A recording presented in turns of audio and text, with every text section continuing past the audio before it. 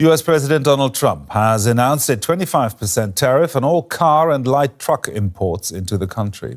A 25% tariff on all cars that are not made in the United States. If they're made in the United States, there's absolutely no tariff. What if the price of your next car suddenly jumped by thousands of dollars? What if your favorite models, Honda, BMW, Kia, just disappeared from dealerships overnight? Sounds like a bad dream, right? But in April 2025, that dream turned into reality. With one sweeping decision, the U.S. government launched a series of tariffs that didn't just shake the automotive market, it rewired it. Around the world, factories paused, CEOs scrambled, and drivers, they paid the price.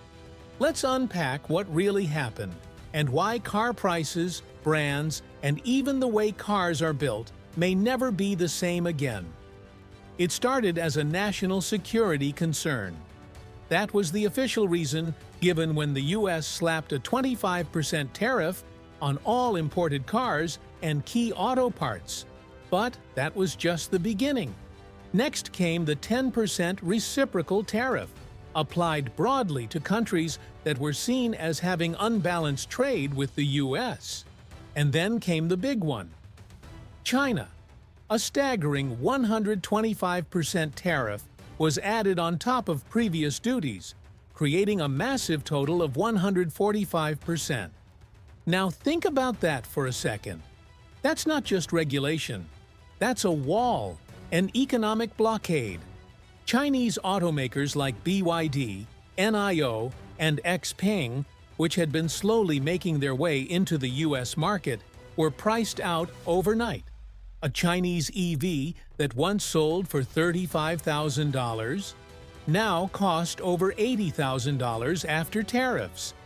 It didn't matter how sleek or affordable it was. American buyers couldn't touch it. And maybe you're thinking, so what? I don't drive a Chinese car. But here's where the dominoes start falling. It wasn't just about finished vehicles. It was about what's inside them. Batteries, chips, sensors, circuit boards. So much of the tech that powers modern vehicles comes from China, whether you're buying a Chevy, a Ford, or a Tesla. So when the tariffs went up, the prices followed. Everywhere. Next, the shockwaves hit Europe. Luxury automakers like BMW, Mercedes-Benz, and Volvo had long relied on U.S. buyers. America wasn't just a market, it was one of their biggest. But suddenly, these premium cars weren't so affordable anymore. A $60,000 German sedan now had thousands in extra costs. European manufacturers faced three choices: absorb the loss, raise prices, or move production to U.S. soil. That last one sounds easy on paper, but in reality, setting up production in another country costs billions and takes years. And with U.S. policy changing like the weather, few were willing to bet big. So many raised prices and hoped customers would stay loyal. Some didn't. In Japan, the situation was trickier. Brands like Toyota, Honda, and Nissan already had strong U.S. operations. Their factories employed tens of thousands of American workers, and models like the Toyota RAV4 were already being built in places like Kentucky and Texas. But even they weren't safe. Many of their vehicles and crucial parts still came from Japan or other global facilities. And those parts? Tariffed. Suddenly, the best-selling RAV4 was more expensive to make. So the automakers faced the same choice: eat the cost or pass it on. At first, many chose to keep prices stable. But with inflation already squeezing margins, that strategy couldn't last. Within months, the increases came. Slowly, then all at once. South Korea was hit even harder. Hyundai and Kia were riding high in 2024, gaining market share fast. Their styling was sharp, their tech was solid, and their pricing was competitive. But one big problem, they still exported a huge percentage of their vehicles to the US. And when the tariffs hit, they took the full blow. Unlike Toyota, Hyundai hadn't moved much of its production to American soil yet. That made them fully exposed. Sales dropped, inventory piled up, and within weeks, the South Korean government had to step in, offering emergency support to one of the country's most important industries. The message was clear. This wasn't just an economic issue. It was a national emergency. Even trade within North America didn't escape the fallout. New car prices didn't just inch up, they jumped. Some models went up by $3,000 to $5,000. Others became so expensive that dealerships simply stopped ordering them. Used cars followed the same trend. As new models became pricier, demand for used vehicles surged, and so did prices. Even repairs got more expensive, thanks to costlier imported parts. On average, American households lost thousands in purchasing power. That dream car you'd been saving for?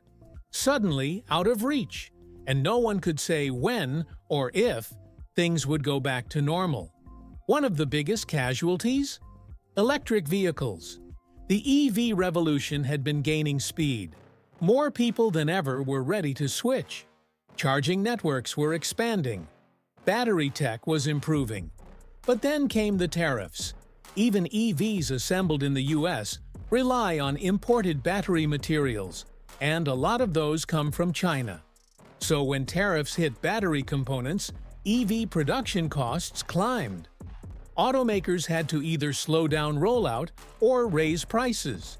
Either way, it made electric cars less accessible. And that could set back environmental goals for years. And this wasn't just an American problem. Around the world, countries responded.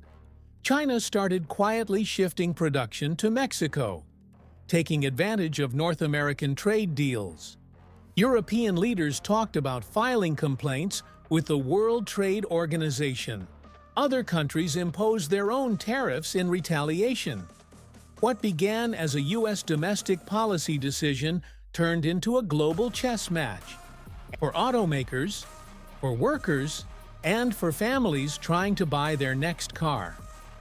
Tariffs may seem like politics on paper, but they hit the road in the most personal way. And now, everyone, manufacturers, consumers, governments, is learning the cost of economic protectionism. The story of April 2025 isn't just about cars. It's about global interdependence. It's about policy ripple effects. It's about the fine print that becomes a price tag. And whether you're a factory worker in Kentucky, a dealer in Ontario, or a family in Chicago, you're already living in the aftermath. So, what do you think were the tariffs worth it?